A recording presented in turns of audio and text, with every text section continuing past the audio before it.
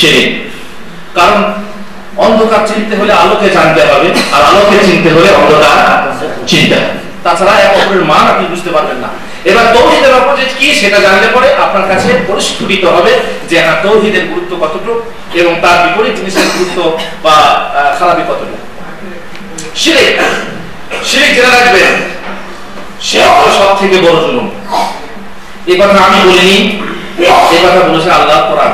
হযরত লোকমান হাকিমের কথা নকল করে আল্লাহ তাআলা বলছেন, ওয়া ক্বালা লুকমানু লিবনিহি বিবনিহি ওয়া হুয়া ইয়াইযুহু ইয়া বুনাইয়া লা তুশরিক বিল্লাহ ইন্নাশ শিরকা লাযুলমুন আযীম। হে আমার বৎস, আল্লাহ শরীক করো না, কারণ শিরক হলো সবথেকে বড় গুনাহ, শিরক হলো সবথেকে বড় জুলুম, সবথেকে বড় অন্যায়। আল্লাহ তাআলা আল্লাহ রাসূল সাল্লাল্লাহু আলাইহি ওয়াসাল্লামকে জিজ্ঞাসা করা হলো, আইয়ুয যামবি আযম ইনদাল্লাহ, সবথেকে কোন গুনাহ আল্লাহর কাছে বড়, বিপজ্জনক বেশি? আল্লাহ রাসূল সাল্লাল্লাহু আলাইহি ওয়াসাল্লাম বললেন, আনতা জালাহি নিদ্দান ওয়া হুয়া খালাকাক, তুমি আল্লাহর সাথে শরীক করবে, আল্লাহর সাথে শরীক করবে অথচ আল্লাহ তোমাকে সৃষ্টি করেছে। সবথেকে বড় গুনাহ কি হলো তাহলে? শিরক।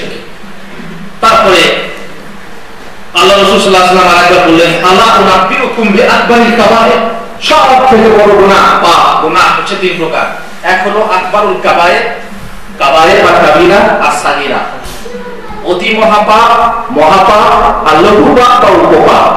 এই তিন প্রকার পাপ আমাদের জীবনে হয়ে থাকে। তিন প্রকার পাপের মধ্যে সবথেকে বড় পাপ যেটা, সেটা কি? শিরক। মুহাম্মদ রাসূলুল্লাহ সাল্লাল্লাহু আলাইহি ওয়াসাল্লাম বললেন, তোমাদের কি সবথেকে বড় পাপের কথা বলে দেব না? সাহাবারা বললেন, তাকবীরা, আল্লাহর সঙ্গে শরীক করা, আর বাবাকে নাফরমানি করা, আর মিথ্যা সাক্ষী দেওয়া, মিথ্যা কথা বলা, ইত্যাদি ইত্যাদি। সবথেকে প্রথম যে গুনাহটাকে উল্লেখ করলেন সেটা কি? শিরক। বুঝা গেল সবথেকে বড় গুনাহ হলো শিরক। জেনে রাখবেন, সমস্ত গুনাহকে maaf করা হবে, কিন্তু শিরকের গুনাহকে maaf করা হবে না।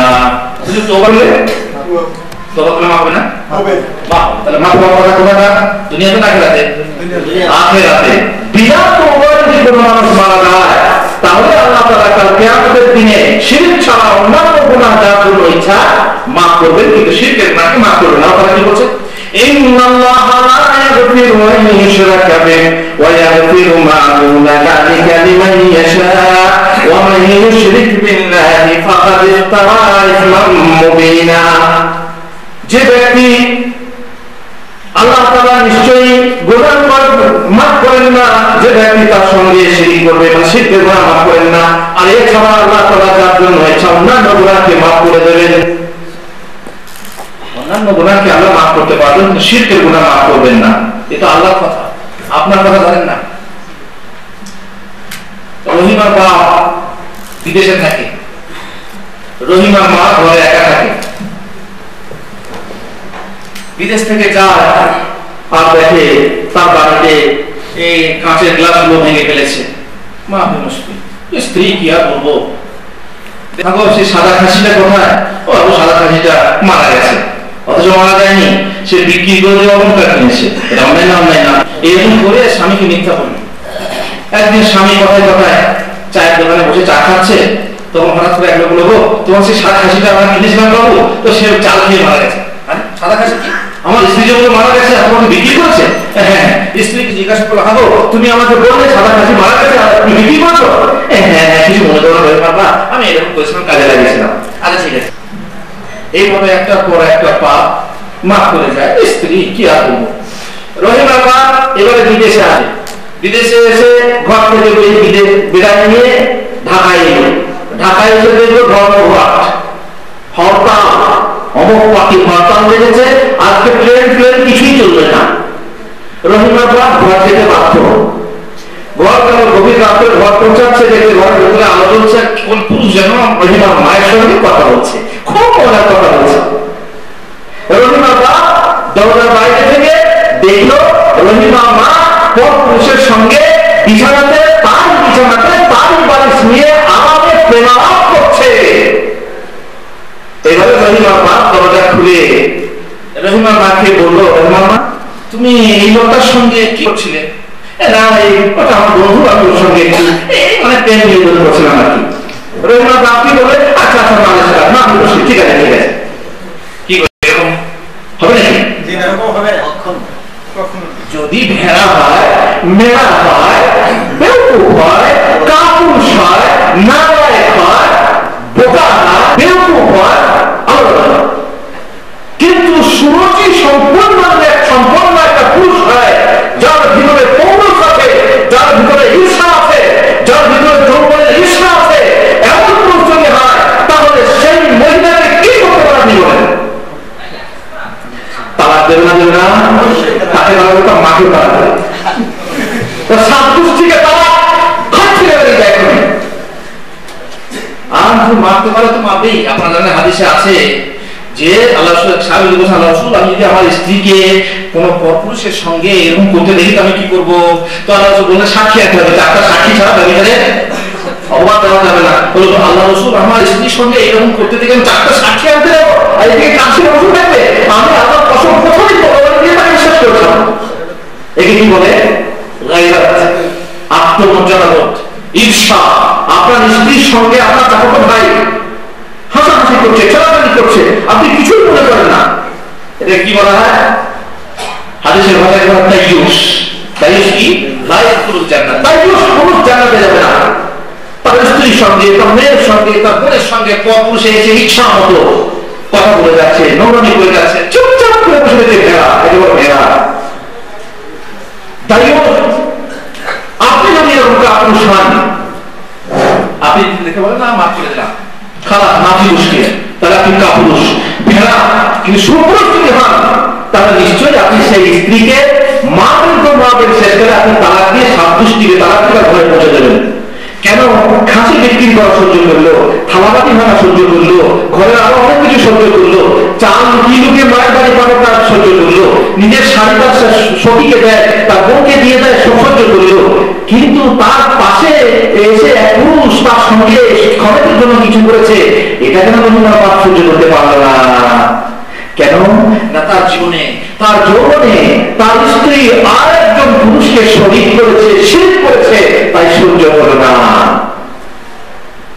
আল্লাহ তাআলা সমস্ত গুনাহকে সহ্য করে নেবেন কিন্তু তার ইবাদতে তার শরীক করার গুনাহকে ক্ষমা করবেন না মানুষ যদি আমরা না পাই তো স্বাভাবিক আল্লাহ তাআলা এই শরীক করার গুনাহকে মাফ করবেন না জেনে রাখবেন শিরকের যে এই পর্যায়ে যে শিরক আল্লাহ তাআলা মাফ করবেন না অন্য আয়াত আল্লাহ বলেন ইন্নাল্লাহা লা ইয়াগফিরু আন ইউশরাকা বিহি ওয়া ইয়াগফিরু মা দুনা যালিকা লিমান ইয়াশা ওয়া মান ইউশরিক বিল্লাহি ফাকাদ দাল্লা দালালান বাঈদা আল্লাহ তাআলা শিরকের গুনাহ মাফ করবেন না এছাড়া অন্যান্য গুনাহ যার জন্য ইচ্ছা মাফ করবেন আর যে ব্যক্তি শিরক করেছে বড় দূর ভ্রষ্ট হয়ে যায় অন্য আয়াতে বলছেন যে ব্যক্তি শিরক করে তার অবস্থা কি এমন ব্যক্তি যে ব্যক্তি ওমাই শিরক বিল্লাহি ফাকান্নামা খাররা মিনাস সামাই ফাহুয়া তায়রু আও তাওয়ি বিহির রিহু ফি মাকানিন সাহিহ যে ব্যক্তি শিরক করে সে যেন আকাশ থেকে পড়ে আকাশ থেকে যদি একজন পড়ে তার অবস্থা কি হবে তার মাথায় আশা থাকবে আপনি স্বপ্নে যদি দেখেন আকাশ থেকে পড়ছেন ছাদ থেকে পড়ছেন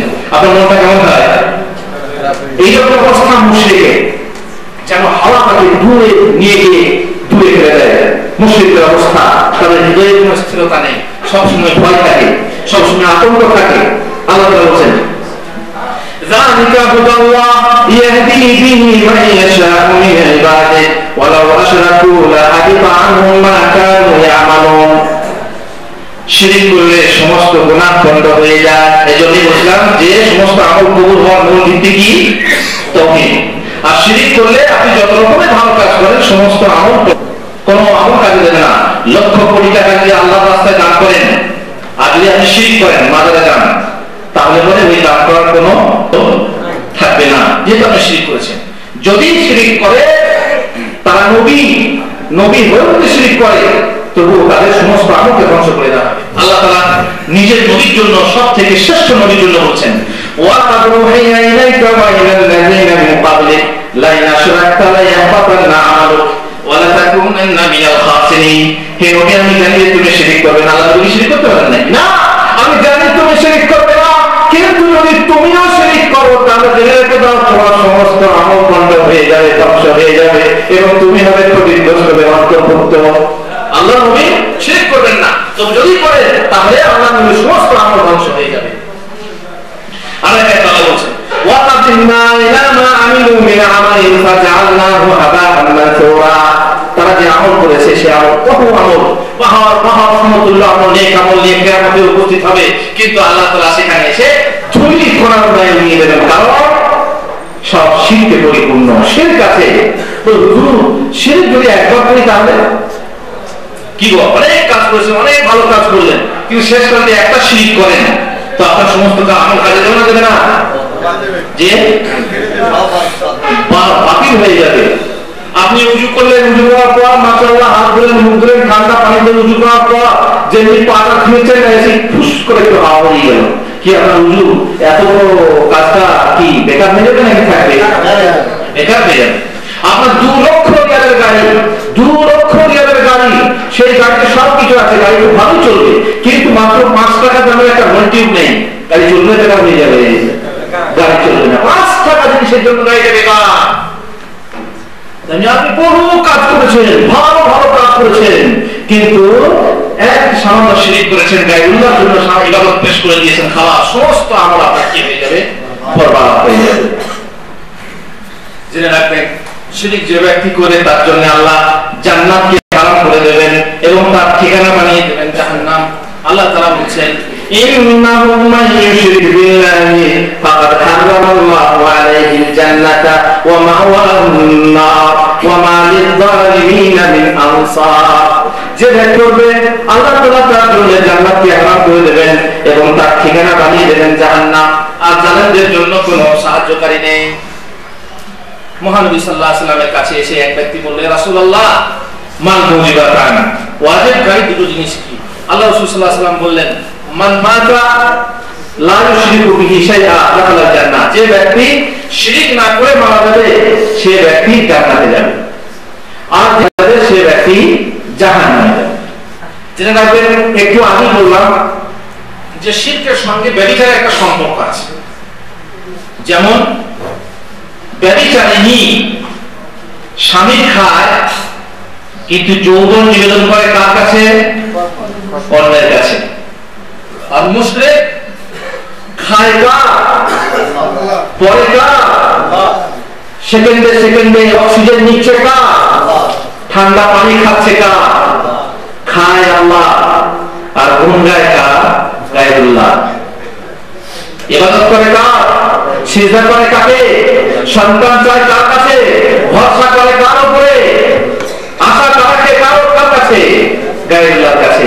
এই দুটো বিশ্বাসঘাতকতা প্রায় একই রকম। ব্যভিচার, যে স্ত্রী একজন স্বামীর আন্ডারে থেকে ব্যভিচার করে, আর এই মুশরিক যে আল্লাহ খায় আল্লাহ করে কিন্তু অপরের গুণ গায়, এই দুটো কিন্তু অপূর্ব মিল আছে।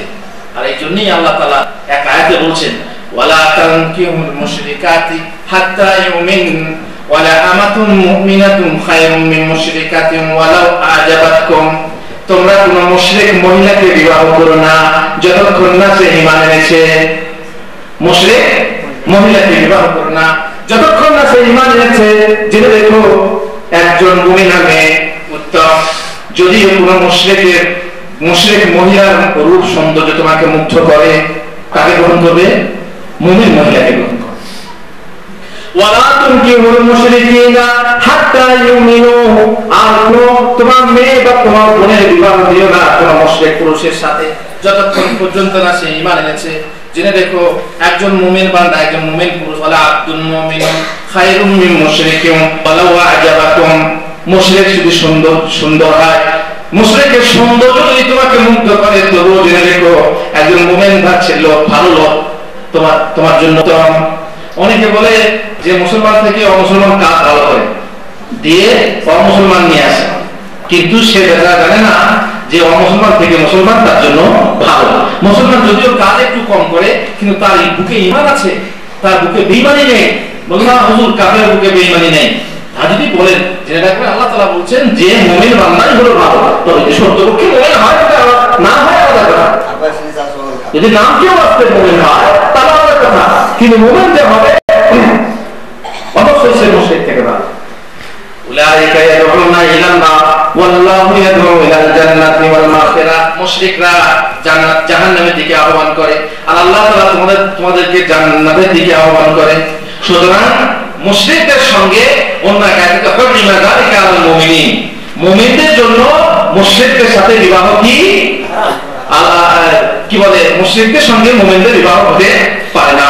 তার কারণ মুশরিক যেমন আল্লাহ খায়, অপরের গুণ গায়, গায়রুল্লাহর গুণ গায়, তেমনি একজন ব্যভিচারিণী কি করে, স্বামী খায় কিন্তু অন্য অপর স্বামীকে পতির খায় আর উপপতির গুণ গায় কিংবা উপপতিকে দেহ সব সমর্পণ করে। এই দুটো মিলের জন্য, অপূর্ব মিলের জন্য আল্লাহ তাআলা বলছেন যে এই দুইজনের জন্য বিবাহ হারাম, বিবাহ দেওয়া চলবে না। শিরক হলো আল্লাহর শানে অপবাদ এবং অপমান। যদি আপনি আল্লাহর সঙ্গে কাউকে শরীক করেন তো আল্লাহর অপমান করা হয় না, হয় না? আল্লাহর অপমান করা। শিরক হলো মানবতার অপমান।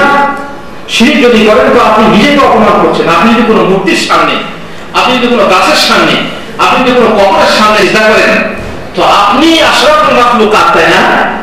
আপনি সৃষ্টির সেরা জাতি, আপনি নিজের অপমান করলেন, আপনি নিজেকে ছোট করলেন শিরক করে। সুতরাং যে ব্যক্তি শিরক করে সে নিজেকে অপমান করে। শিরক কুসংস্কার ও অমূলক বিশ্বাসের বাসা, শিরক ভয় ও অমূলক ধারণা এবং সন্দেহের উৎপত্তি স্থল। যখনই আপনার মনের ভিতরে শিরক আসবে তখন অমূলক নানা ধারণা, সংশয়, আতঙ্ক, এখানে এই আছে, ওখানে সেই আছে, ওখানে যাস না এই আছে, নানা রকম ভয়ের ভিতরে আসবে। আল্লাহ তাআলা বলছেন ওয়াসা সানুলকি ফি কুলুবিল্লাযিনা কাফারুর রুবা বিমা আশরাকু বিল্লাহ মা লাম ইউনাজ্জিল বিহি সুলতানা। তারা যেহেতু আল্লাহর সঙ্গে শরীক করে তাই তাদের হৃদয়ে আমি আতঙ্ক ভরে দেব। কেন? যেহেতু তারা বিনা সনদে আল্লাহর সঙ্গে শরীক করে। আল্লাহর সঙ্গে শরীক করলে, শিরক করলে আপনার ভিতরে আতঙ্ক সৃষ্টি হবে। এই জন্য শিরক যারা করে তাদের মনের ভিতরে বড় আতঙ্ক থাকে। শিরক ফলপ্রসূ আমল বা কর্ম ব্যাহত করে। যেহেতু শিরক তার অনুসারীদেরকে মাধ্যম ও সুপারিশকারীর উপর ভরসা নির্ভর করতে শিক্ষা দেয়। ফলে তারা সৎকর্ম ত্যাগ করে বসে এবং পাপকর্মে আলিপ্ত থাকে আর বিশ্বাস রাখে যে ওরা তাদের সুপারিশ করবে। কাজ করবে না, সস্তায় বস্তা বায়াত হয়ে যাও, কালকে পীরের বেশ ধরে পার হয়ে যাবো, খালাস জান্নাতে পৌঁছে যাবো। কি দরকার নামাজ পড়া, কি দরকার আছে? সহজ। অনেকে গাইডগুলোর উপরে এভাবে ভরসা রাখে। কেন? সে শিরক করেছে। শিরক করলে পরে সে আর কোনোদিন ভালো কাজ করতে পারবে না। দেখবেন সে আর কোনো নামাজের তৌফিক লাভ করছে না। কেন? না, তার নামাজের ছিগে নিয়ে বসে আছে কে? তার গুরু। গুরু নামাজের ছিগে নিয়ে বসে আছে, নামাজ দরকার নেই, কে পার করে দেবে আপনাকে? এই বলে সে সমস্ত রকমের খারাপ কাজ থেকে বঞ্চিত হয় এবং খারাপ কাজের দিকে উদ্বুদ্ধ হয়। সুপারিশের আশা করে তার কাছে, অথচ সুপারিশ কে করবে? বাইরান কাল কিয়ামতের দিনে নিজের আত্মীয়কে চিনতে পারবে না, চিনবে না। ইয়াউমা ইয়াফিরুল মারউ মিন আখি ওয়া উম্মিহি ওয়া আবি ওয়া সাহিবাতিহি ওয়া বানি লিকুল্লি ইমরিইন মিনহুম ইয়াউমা ইয়াতিন শা'নুন ইউগনি। ভাই তার ভাইকে চিনবে না, ছেলে তার বাবাকে চিনবে না, স্ত্রী তার স্বামীকে চিনবে না, ছুটে পালাবে ইয়া নফসি কি হবে? আর পীর সাহেব তার ছেলের সঙ্গে সম্পর্ক থাকবে না, মায়ের সঙ্গে সম্পর্ক থাকবে না, আর স্ত্রীর সঙ্গে সম্পর্ক থাকবে না, ছুটাছুটি করবে। আর সে আপনার সঙ্গে কিছু সম্পর্ক নেই, কেবলমাত্র দুটো পয়সার সম্পর্ক আছে, নজর নিয়াজ পেশ করে এই সম্পর্ক আছে, আর তার সঙ্গে আপনি আশা করে রাখবেন সে আপনাকে পাত্র দেবে। কত বড় প্রমাণ এটা! সে নিজের ছেলেকে পার করতে পারে না, দেখুন না, পারে না। মুহাম্মদীরা ছেলেকে পার করতে পারবেন না। আল্লাহর কাছে যখন দোয়া করলেন নবী, তখন আল্লাহ কি বললেন? জাহেল হলো না, ও তোমার ছেলে নয়। আর নবী বললেন, আল্লাহ ও আমার ছেলে, ও তো বন্যায় ভেসে যাবে, আল্লাহ ওকে বাঁচিয়ে দাও। আল্লাহ বললেন, তুমি জাহেল হলো না, ও তোমার ছেলে নয়, ও তোমার ছেলে নয়। কারণ আত্মীয়তার বন্ধন, এই আত্মীয়তা রক্তের বন্ধন থেকে বেশি দৃঢ় বন্ধন হলো কিসের? ঈমানের বন্ধন। আল্লাহ রাসূল সাল্লাল্লাহু আলাইহি ওয়াসাল্লাম নিজের চাচাকে বাঁচাতে পারলেন না? মা বাপকে বাঁচাতে পারবেন? ইব্রাহিম আলাইহিস সালাম তার পিতাকে বাঁচাতে পারবেন না? দূরের কথা, বাঁচাতে দূরের কথা, মুহাম্মদ রাসূলুল্লাহ সাল্লাল্লাহু আলাইহি ওয়াসাল্লাম এক জায়গাতে আবওয়া, যেখানে মা মারা গেছেন, কাঁদতে লাগলেন, আর তার বান্দাদেরকে সাহায্য করতে লাগলেন, আল্লাহ রাসূল, আল্লাহ নবী আপনি কাঁদছেন কেন? তো আল্লাহর নবী বললেন, আমি আমার মায়ের জন্য আল্লাহর কাছে ক্ষমা প্রার্থনার অনুমতি চাই, কবর জিয়ারতের অনুমতি চাইলাম, কবর জিয়ারতের অনুমতি চাইলাম। আল্লাহ আমাকে কথা বেয়াদব না, কে আল্লাহ আপনি আমাকে ক্ষমা করে দাও, হ্যাঁ গোশত ভাতের জন্য, একটা লুঙ্গির জন্য, কটা টাকার জন্য গিয়ে মিলাদ করে চলে আসে, আর বারে জামা খুলে দোয়া করে চলে আসে। জানি না সে কোন নামাজি না বেনামাজি, মুশরিক না, কমিউনিস্ট না, নাস্তিক না, কি কোন জিনিস না, গিয়ে দোয়া করে চলে আসে। আমরা আমরা বেয়াদব। আল্লাহর নবীরা আল্লাহর সঙ্গে কেমন আদব করে দেখেন, মায়ের কবর জিয়ারত করবেন, তার জন্য আল্লাহর কাছে অনুমতি চাইলেন, আল্লাহ অনুমতি দিলেন। তারপরে আল্লাহর নবী অনুমতি চাইলেন, আল্লাহ আমি আমার মায়ের জন্য ক্ষমা প্রার্থনা করতে চাই, আমি আমার মায়ের জন্য ক্ষমা প্রার্থনা করছি না, ক্ষমা প্রার্থনা করার অনুমতি চাই। আল্লাহ আমাকে অনুমতি দিলেন না, তাই আমি কাঁদছি। মায়ের জন্য ক্ষমা প্রার্থনা করা হবে না। মা কানা লিন-নবী ওয়াল্লাযীনা আমানু ওয়া ইস্তাগফিরু লিল-মুশরিকিন, কোন নবীর জন্য, কোন মুমিনদের জন্য সঙ্গত নয় যে মুশরিকদের জন্য ক্ষমা প্রার্থনা করবে, যদিও তারা নিকটাত্মীয় হয়, যখন তারা জানতে পারে যে তারা জাহান্নামের অধিবাসী হয়ে গেছে।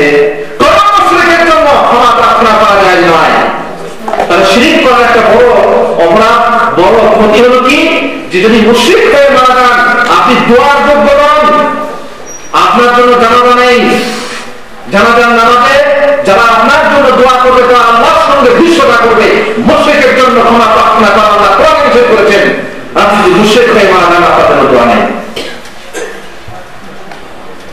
শিরক এত বড় গুনাহ কাজ যে মুশরিক হয়ে মারা গেলে আপনার জন্য দোয়া করে। এখানে একটা কথা বলে রাখি, সেটা হলো যে সমস্ত ভাইরা অনেক নাস্তিক কাফের মুশরিকের জানাজায় অংশগ্রহণ করেন, তাদের জন্য তা জায়েজ না জায়েজ? না জায়েজ। যদি কোনো এমন সমাজে, এমন মজলিসে বসেই যান বা থেকেই যান, যে সমাজে, যে মজলিসে আপনাকে দোয়ার জন্য হাত তুলতে হয়, আমাদের দেশে তো হাত তুলে দোয়া মাশাআল্লাহ অভাব নেই, লম্বা চওড়া 1 ঘন্টা 2 ঘন্টা 1.5 ঘন্টা দোয়া, হ্যাঁ পেশাবে মানে পেট ফেটে যাচ্ছে আর দোয়াই শেষ হয় না, ব্যবস্থা আছে। যদি কোন মুশরিকের জন্য দোয়া আল্লাহ করেন, তো আপনার সেই দোয়াটা আমি বলা বা দোয়া করা চলে যাবে না। আর যদি সেই সমাজে থাকতে হয়, খবরদার দোয়া করবেন না, খবরদার দোয়া করবেন না। কারণ কোরআন, আল্লাহ তাআলা কোরআন আপনাকে নিষেধ করছে যে মুশরিকদের জন্য ক্ষমা প্রার্থনা, কাফেরদের জন্য ক্ষমা প্রার্থনা করা যাবে না। সংকট নয় আপনার জন্য। মোট কথা হলো যে শিরক এমন এক বিশাল জিনিস যে আপনাকে এমন পর্যায়ে নিয়ে যায় আপনার জন্য দোয়া যায় না। শিরক উম্মাহকে বিচ্ছিন্ন করে। এই যে উম্মাতে মুসলিমা এক হওয়া দরকার ছিল, কিন্তু আজ বিচ্ছিন্ন কেন, শতটা বিভক্ত কেন? শিরকের জন্য।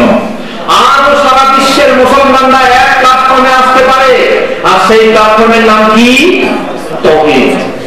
শিরক যদি বর্জন করে, তাহলে এক প্ল্যাটফর্মে এসে উপস্থিত হতে পারে, যদিও অন্যান্য আমলে কিছু পৃথক, কিন্তু শিরক যদি বর্জন করে এবং তাওহীদকে যদি মেনে নেয়, তাহলে আজ সারা বিশ্বের মুসলমান এক হতে পারে। আল্লাহ তাআলা বলেছেন, ওয়ালা তাকুনু মিনাল মুশরিকিন মিনাল্লাযিনা ফারাকু দীনাহুম ওয়া কানু শিয়া কুল্লু হিজবিন বিমা লাদাইহিম ফারিহুন। তোমরা মুশরিক হয়ে যেও না, মুশরিকদের দলভুক্ত হয়ো না, যে মুশরিকরা তাদের দ্বীনকে বিচ্ছিন্ন করে ফেলেছে, বিভক্ত করে ফেলেছে, আর প্রত্যেকটা দল নিজেদের যা আছে তাই নিয়ে খুশ। তাহলে দ্বীনকে বিভক্ত করা কাদের কাজ?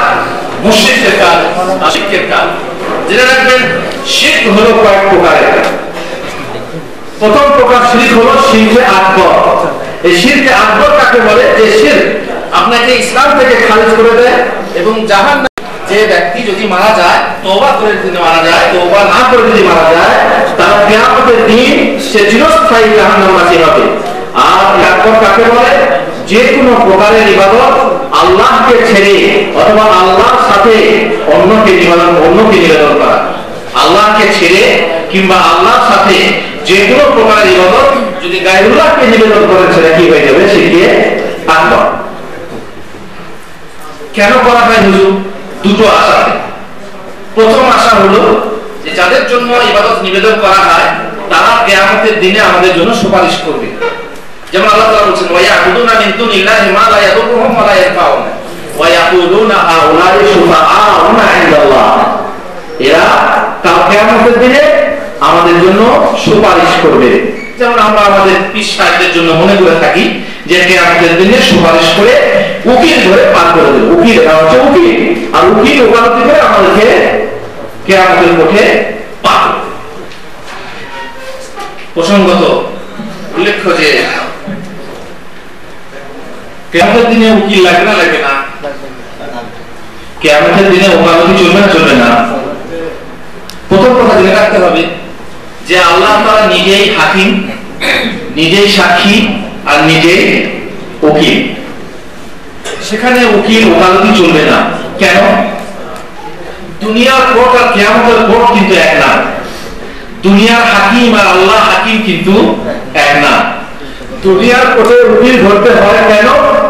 যে হাকিম হয় আপনার ভাষা বোঝে না, না হয় আপনি নিজে গুছিয়ে বলতে পারবেন না, তার জন্য উকিল ধরে ব্যবস্থা করতে হয়। আর আল্লাহ তাআলা আপনার সমস্ত ভাষা বোঝেন, এমনকি যদি আপনি মুখে প্রকাশ নাও করতে পারেন তো আপনার অন্তরের খবর আল্লাহ জানেন না জানেন না? সেখানে উকিল ধরা হয় এই জন্য যে আপনি অন্যায় করেছেন, অথচ অন্যায় থেকে বাঁচার জন্য আপনি উকিল হচ্ছেন। তার মানে আপনি অন্যায় থেকে পালানোর জন্য বা অন্যায়ের শাস্তি নেবেন না এই জন্য আপনি উকিল ধরলেন, দিয়ে উকিল সাহেব 9 কে 6 6 কে 9 করে কি করলো? আপনাকে নির্দোষ করে দিল, যার ফলে আপনি দুনিয়ার কোর্টে জিতে যান যদিও আপনি অপরাধী। কিয়ামতের কোর্টে এইরকম ওকালতি চলবে? একটা গল্প বলবো। গল্প এক মহাজন, এক চাষি এক মহাজনের কাছ থেকে 500 টাকা ঋণ নিয়েছিল। আগামী বছর শোধ করবো, ধান উঠে শোধ করবো, করতে করতে শোধ করতে পারেনি, এদিকে সুদ হয়ে গেছে আর সে বেচারা দিতেই পারে না। শেষকালে সে করলো কি? কেস করলো। কেস করে এই মামলা কোথায় গেল? কোর্টে গেল। বেচারি চাষি তো খুব মুশকিলে পড়লো, কোর্টে গেল। এবার তো তার আদায় করে তাকে জেল খাটতে হবে। এ তখন করলো কি? লোকের পরামর্শ নিয়ে বললো কি উকিল ধরো। উকিল ধরলে পরে তোমাকে এই ঋণ থেকে একদম মুক্ত করে দেবে, ঋণ মকুব হয়ে যাবে। বেচারি উকিল ধরলো। উকিল বলল ঠিক আছে, আমি তোমাকে কিয়ামতের কোর্টে বাঁচিয়ে দেবো, কিন্তু শর্তটা আমার তো ফিস দিতে হবে। হ্যাঁ, ফিস দিতেই হবে। তার কাজ করো, কোর্টে যখন হাকিম তোমাকে কিছু জিজ্ঞাসা করবে কিংবা অপর পক্ষের প্রতিপক্ষের উকিল যখন তোমাকে জিজ্ঞাসা করবে তখন তুমি কি বলবে? আর কিছু বলবে না, খবরদার আর কিছু বলবে না। তুমি যেন আর কিছুই জানো না, কি বলবে? ঠিক আছে। কেস চলে এলো কোর্টে। এদিকে মহাজন, ওদিকে চাষি। চাষিকে প্রশ্ন করা হয়, যে কোনো প্রশ্ন করা হয়, প্রশ্নের উত্তরে কি বলে? উকিল শিখিয়ে দিয়েছে।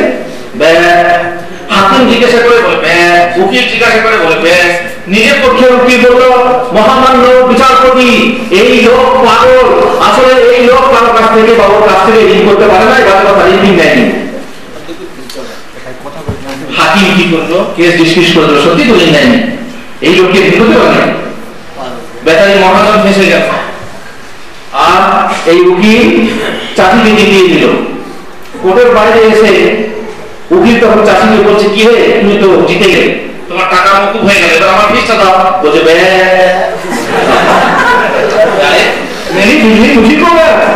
আমি তোমাকে ব্যয় শিক্ষা দাও, তুমি উল্টে আমার ব্যয় বলছো। বেচারি উকিলও তার ফিস পেল না। এই গল্পটা কেন বললাম? যে আমাদের দুনিয়ার কোর্টে যে বিচারগুলো হয় ঠিক 9 কে 6, এদিকে 6 দিবেন, এদিকে ঘুরিবেন, কি হয়ে যাবে? 9 হয়ে যাবে।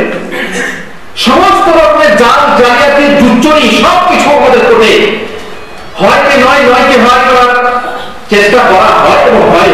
দোষীকে নির্দোষ, নির্দোষকে দোষী সাব্যস্ত করা হয়। এই দুনিয়ার কোর্টে এইরকম বিচার কাল কিয়ামতের দিনে চলবে না চলবে না? আরেকটা উদাহরণ, দুজন মাঝে আপনি আর আমি দোকানে বসে চা খাচ্ছিলাম, হঠাৎ করে আপনি আর চায়ের গ্লাসটা আমার গায়ে ফেলে দিলেন, আমার ভালো ছিল, ভালো জামা ছিল, আমার খারাপ করে দিলেন। আমার রাগ সহ্য না হলে আপনার বারবার থাকো, আর সেও সহ্য করতে না আপনি আমাকে থাকো। এই থাকা থাপড়ি হতে হতে, চোলাচুলি হতে হতে, অঙ্গাঙ্গি হতে হতে বিরাট কিছু হয়ে গেল, ফাটাফাটি হয়ে গিয়ে কোথায় গেল? কোটে গেল। যে হাকিম সে সিভিল ড্রেসে বসে আমাদের ওই চায়ের দোকানে বসে চা খাচ্ছিল, আর তার কাছেই কেস ফাইল হয়েছে। যখন হাকিম বিচারে বসবে এবং তাদের উভয় পক্ষের উকিল, আমার পক্ষের উকিল এবং আপনার পক্ষের উকিল, যখন কেস যারা অমক তমক করবে, কেসকে সাজিয়ে নানা রকম করে কথা পেশ করবে, হাকিমকে শোনাবে, হাকিম উকিলের কথা নেবে নাকি নিজের চোখে দেখা ঘটনা যেটা সে নিজের চোখে দেখা ঘটনা অনুযায়ী বিচার করবে? যে আল্লাহ তাআলা আপনার পাপ করা, আপনার অন্যায় আচার করা নিজের চোখের সামনে সব কিছু দেখছেন, পুঙ্খানুপুঙ্খ রূপ দেখছেন, সেই আল্লাহর সামনে ওকালতি করে কিছু হবে না। এগুলো বোকামি। খবরদার আল্লাহকে এত ছোট মনে করেন না যে আল্লাহ তাআলা দরবারে উকিলের দরকার আছে। এটা আল্লাহর ছোট করা হচ্ছে, আল্লাহকে ছোট মনে করা হচ্ছে, এত নিয়ম। খবরদার আপনি আল্লাহ তাআলাকে ছোট মনে করেন না, যে আল্লাহ ছোট মনে করেন আপনি মুশরিক হয়ে যাবেন। আল্লাহ তাআলা দরবারে উকিল ঢুকি লাগে না। সালামকে ডাকেন, ওয়াইদা সালাকা ইবাদি আন্নি ফাইন্নি কারীব। যখন তো বান্দা ডাকবে তখন আল্লাহ কি দিবে? সরাসরি আল্লাহকে ডাকতে হবে। কোন মাধ্যম ওসিলা কিচ্ছু নেই। ওসিলা যদি আসে তো হুজুর আল্লাহ তাআলা কোরআনে বলেছেন ওসিলা ধরতে। কোথায় বলেছেন? ইয়া আইয়ুহাল্লাযীনা আমানু তাকুল্লাহা ওয়াবতাগু ইলাইহি ওয়াসিলাতা ওয়া জাহিদু ফি সাবিলিহি ওয়াসিলা। ওসিলা ধরতে বলেছেন। ওসিলা শব্দটা বাংলা না, বলেন না আমাদের বাংলাদেশে বাংলাতে বলে। আরবিতে যাওয়া বেশি বুঝেন, আল্লাহ রাসূল তার সাহাবারা বেশি বলেন না, আমরা আপনাদের চ্যানেলে বলা বলছি। সাহাবারা কি ব্যাখ্যা করেছেন? তাফসীরকাররা, মুফাসসিররা একটা ওসিলা ব্যাখ্যা কি করেছেন? ইমানের সাথে নেক আমল। কোন উকিল, কোন পীর, কোন বুজুর্গকে ধরা না। আল্লাহ নবী নিজেও বলেননি যে ওয়াক্তাবু ইলাইহি ওয়াসিলা, আমার হাতে বায়াত নাও খালাস, আমি তোমাকে পার করব না। ওসিলা ধরুন। ওসিলা মানে হলো যে ইমানের সাথে নেক আমল করুন, এই ওসিলাতে আপনি পার পেয়ে যাবেন। আর জেনে রাখবেন যে এই আমলের জোরে আপনি পার পেতে পারেন না যদি আল্লাহর রহমত হয়, আপনি আল্লাহর রহমত থেকে বাঁচতে পারবেন না। আল্লাহ নবীকে বলা আল্লাহ রাসূল আপনি, তো আল্লাহ রাসূল সাল্লাল্লাহু আলাইহি ওয়াসাল্লাম বললেন আমিও যদি আল্লাহ তাআলা আমার প্রতি দয়া না করেন আমি জান্নাতে যেতে পারবো না। আর এই জন্য ওসিলা করতে হবে। একটু ওসিলা ধরুন, কিছু ভালো কাজ করুন, আল্লাহর রহমতে আপনি বেঁচে চলে যাবেন। খবরদার কারো উপরে ভরসা করবেন না। কোন উকিল, কোন ওসিলা আপনাকে পার করতে পারবেন না। যাই হোক, কিয়ামতের দিনে আপনার এই ওসিলা যে সুপারিশকারী কেউ হবে এটা হতে পারে না। আর দ্বিতীয় কথা, যে মুশরিকরা কেন গায়রুল্লাহ ইবাদত করে? এই জন্য যে তারা ভাবে যে আল্লাহ তাআলা তারা নিকটবর্তী করবে, আমাদেরকে আল্লাহ তাআলা নৈকট্য দান করবে, তারা সুপারিশ করে আল্লাহ নৈকট্য দান করবে, এই জন্য তারা ইবাদত করে। কিন্তু এসব ধারণা ভুল। অতএব হতেই পারে না যে কেউ আপনাকে কিয়ামতের দিনে আল্লাহ তাআলা নিকটবর্তী করে দেবে আপনার নেক আমল ছাড়া, ঈমান ছাড়া। জেনে রাখবেন বিভিন্ন কাবিরা গুনাহের মধ্যে ভাইজান কথা বলতে বলতে আপনাদেরকে অনেক কথা বলে ফেলেছি বা অনেক কথা বাকি থেকে গেল। যে বড় বড় শিরক আমাদের মধ্যে রয়েছে সেটা হচ্ছে ফরিয়াদের শিরক, যেমন আওয়াজের দোয়ার শিরক, আনুগত্যের শিরক, অন্ধ অনুকরণের শিরক। আল্লাহ কোথায় আছেন, আল্লাহ সর্বেশ্বরবাদীদের যে আল্লাহ কোথায় বা আল্লাহ সবারই মাঝে আছে না আছে, এই ব্যাপারটা কিন্তু একটা গুরুত্বপূর্ণ ব্যাপার। এটা একটা বর্ণ নেওয়ার দরকার ছিল। বর্ণ আল্লাহ কোথায় আছেন এই প্রশ্নের উত্তর আমি দিচ্ছি, আপনারা হাত তুলেন। আল্লাহ আছেন সব জায়গায়, এই কথা ঠিক না ভুল? হাত তুলেন। ভাই যারা হাত তুলে হাত তুলতে দেন তারা ফোন। অনেক মানুষ এখানেই আছেন যারা বিশ্বাস করেন আল্লাহ আছেন সব জায়গায়, কিন্তু কথা ভুল। তার মানে হলো যে আল্লাহ, আপনি যেখানে বসে আছেন তার নিচেও আল্লাহ আছে। আপনি যখন সকালবেলা পায়খানা করেন, পায়খানা কোথায় গিয়ে পড়েন? আল্লাহর উপরেই পড়েন। নাউযুবিল্লাহ মিন যালিক। খবরদার আল্লাহ সব জায়গায় থেকে বলুন। কোন হুজুর মুখে বলে আল্লাহ সব জায়গায় আছে, মানে আল্লাহ দৃষ্টি সব জায়গায় আছে, আল্লাহ সাহায্য সব জায়গায় আছে, আল্লাহ জ্ঞান সব, আল্লাহর যে সত্তা সেই সত্তা কোথায় আছে? বলছি পড়ে। দুই নম্বর উত্তর হলো আল্লাহ আছে মুমিনের হৃদয়ে। কথা ঠিক না ভুল? ভুল। কেন না? আল্লাহ তো মুমিনের হৃদয়ে নেই, তাহলে অনেক মুমিন হয়ে যাবে, অনেক আল্লাহ হয়ে যাবে। আপনার হৃদয়ে একটা আল্লাহ, আমার হৃদয়ে একটা না, হুজুর একটাই আল্লাহ, অন্য সবাই হৃদয়ে ঢুকে, তা কি করে? হৃদয়ে আল্লাহ আছে মানে, মানুষের মুমিনের হৃদয়ে আল্লাহ আছে মানে আল্লাহ জিকির আছে, আল্লাহ সস্তা না, আল্লাহ স্বয়ং না। 3 নম্বর উত্তর হলো যে আল্লাহ তাআলা আছেন আরশের উপরে, আর রহমানও আলাল আরশি ইস্তাওয়া। এই এক প্রকারের শিরক, এবং বিভিন্ন প্রকারের শিরক আছে, যে শিরক বলতে গেলে আর একটা দিন আমাকে সময় দেন, ইনশাআল্লাহ আপনাদেরকে বলবো। জেনে রাখবেন, একটা কবিতা আছে ব্যাপারে, অপূজ্য পূজিত হয় বিশ্বকবি ছাড়া, জ্যেষ্ঠ নরনার সত্য জ্ঞান হারা, চলিছে প্রকাশ্য বিবাহ নিশায়, দিন ও ইমান ত্যাগী ষষ্ঠ বিধাতায়, ঋতু পূজক কেহ শক্তি উপাসক, লোভের পূজারী কেহ ইন্দ্রিয় সেবক, কাছের পূজারী কেহ কেহ পাথরে, কবর পূজক কেহ লোভী মানবে, ইচ্ছার পূজক কেহ আত্মসুখ প্রয়াসী, বিলাস বেসনা কেহ মত্ত দিবানিশী, সৎ ব্যবসায়ী কেহ নামের পূজক, যশান্বেষী কেহ কেহ প্রাধান্য সাধক, ছবি মূর্তি পূজে কেহ ভক্তি অর্ঘ দানে, জল ও জীবে পূজে কেহ সভয়ে জ্ঞানে, দেশের পূজক কেহ দেশ নায়কের, কেহ পূজে প্রাণ ভয়ে যুক্তি অপরে। এইভাবে অনেক শিরক আছে, যা বলার দরকার ছিল কিন্তু সময় নেই। আর আরেকটা শিরকের কথা বলি, সেটা হলো ছোট শিরক। ছোট শিরক কেমন? যেমন ছোট শিরকের উদাহরণ কি? তাবিজ বানা কি শিরক, ছোট শিরক। কিন্তু যদি বিশ্বাস করেন যে তাবিজের বড়ই আমার কাছে জিন আসবে না, তাবিজও আমি বিপদ করবো, তাহলে কি শিরক হয়ে যাবে? বড় শিরক। তাবিজ বানা কি শিরক, এ সম্পর্কে কথা ছিল কিন্তু সময় নেই। তারপরে লোক দেখানোর জন্য নামাজ। মনে করুন আপনি বাংলাদেশ থেকে গেলেন, নামাজ পড়েন, আপনার কাফিল বললো মাশাআল্লাহ মোহাম্মদ আল্লাহ ফিলাফিল কয় নেসবা ফিসালি, মা ফিসালি, তাই ফিসালি আনা 50 রিয়াল রাত জিয়াদা। মাশাআল্লাহ, কি অসুবিধা কি আছে? নামাজে পড়বো 50,000 বেশি পাবো, যে 50,000 বেশি না হলে নামাজ পড়তে শুরু করে দেবে। ফরফিল এরিয়া আছে, নামাজটা কার জন্য হলো?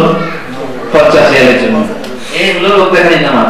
এই নামাজ কাজ লাগবে, কাজে লাগবে, কাজ লাগবে না, এটা হলো রিয়া, লোক দেখানি। এটা ছোট শিরক। যদি আপনি নামাজ আল্লাহর জন্য করেন, যখনই অন্য মানুষের নিয়ত আপনার ভেতরে চলে আসে, নামাজ পড়ছেন বসে, এই হুজুর আসছে, আর তখন আপনি নামাজটাকে হাতটাকে এইভাবে ছিলেন, যখন আপনি হুজুর আসছে এরকম তো বলবে হুজুর, আর সুন্দর করে করতে লাগলেন, কি হয়ে গেল? নামাজ আপনি পড়ছেন কার জন্য? আল্লাহর জন্য। কিন্তু হুজুরকে মাঝখানে ঢুকিয়ে দিলেন, কি হয়ে গেল? রিয়া হয়ে গেল, শিরক হয়ে গেল, ছোট শিরক। আল্লাহুম্মা আমিন। যদি সুযোগ পাই ইনশাআল্লাহ আপনাদেরকে বলবো, আল্লাহ তাআলা আমাদেরকে পাকা মুসলমান করুন। এই যে দেশে এসেছেন, যে দেশে এসেছেন, এই দেশে সুযোগের সদ্ব্যবহার করুন, সময়কে ব্যবহার করুন, তাওহীদের জ্ঞান নেন, শিরক মুক্ত হন, এবং বাড়িতে চিঠি লিখুন। তবে একটা বলে রাখি, মারামারি করবেন না, মারামারি করবেন না। ধীরে সুস্থে ধীরে ধীরে ধীরে ধীরে মানুষকে বোঝান, হিকমতের সাথে মানুষকে বোঝান, শিরক মুক্ত পরিবেশ তৈরি করুন। ইনশাআল্লাহ আমাদের লাভ হবে, ইনশাআল্লাহ আমাদের জয় হবে, ইনশাআল্লাহ আমরা নিরাপত্তা লাভ করবো এই দুনিয়ায় এবং সে দুনিয়ায়। রব্বানা আতিনা ফিদ দুনিয়া হাসানাহ ওয়া ফিল আখিরাতি হাসানাহ ওয়া কিনা আযাবান নার। রব্বানা যালামনা আনফুসানা ওয়া ইল্লাম তাগফির লানা ওয়া তারহামনা লানাকুনান্না মিনাল খাসিরিন। সাল্লাল্লাহু আলা নাবিয়িনা মুহাম্মদ ওয়া আলা আলিহি ওয়া সাহবিহি আজমাইন।